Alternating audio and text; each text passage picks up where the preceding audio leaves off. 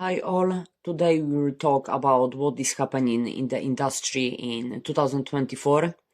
We will talk about is there still a driver shortage, and also the most important, is it still worth getting your driving license? But before we start talking where this is heading, we need to talk about where all this madness started. Long story long, there have been talks about driver shortage in the UK for a long time, but a lot of very unfortunate events in 2020 led to the situation when there was a shortage of 100,000 drivers. So first we had Brexit, seems like a long time ago. It was 31st of January 2020.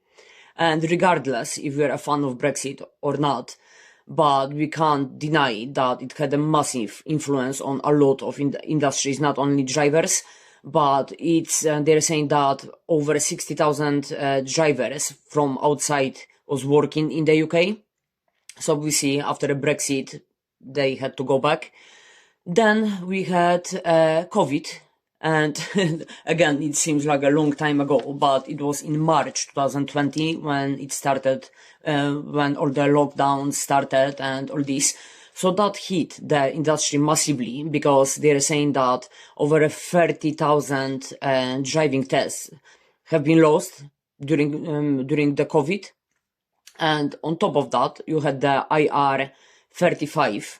And I'm not an expert, I'm not an accountant, but what it means that people who are self-employed had to pay taxes and they had to pay insurance, and they've been treated pretty much the same way as any normal employee, but without the benefits of having the holiday, pension, sick, and all this. So a lot of people decided to quit the industry as well. When the country started recovering after the lockdowns, it actually made things worse because obviously during lockdowns there was no test, there was no CPC. So when they reopened the country, it turns out there is no drivers.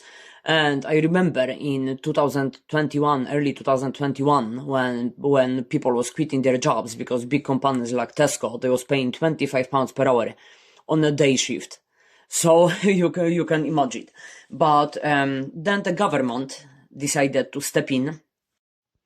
And as we know, when the government steps in, there is no in between, there is all or nothing.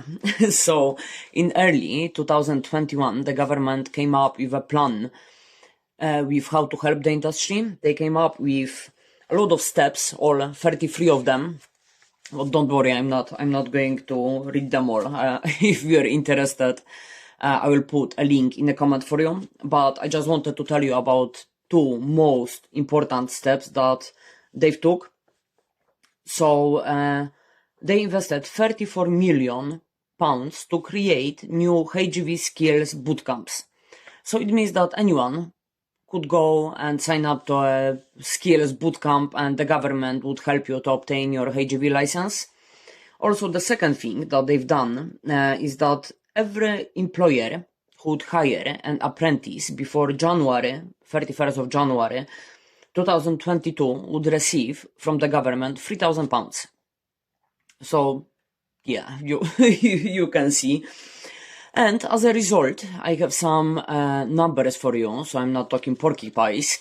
In 2022, in March 2022, there was results of the tests, and it looks like there was 10,481 tests taken, and 6,307 people passed.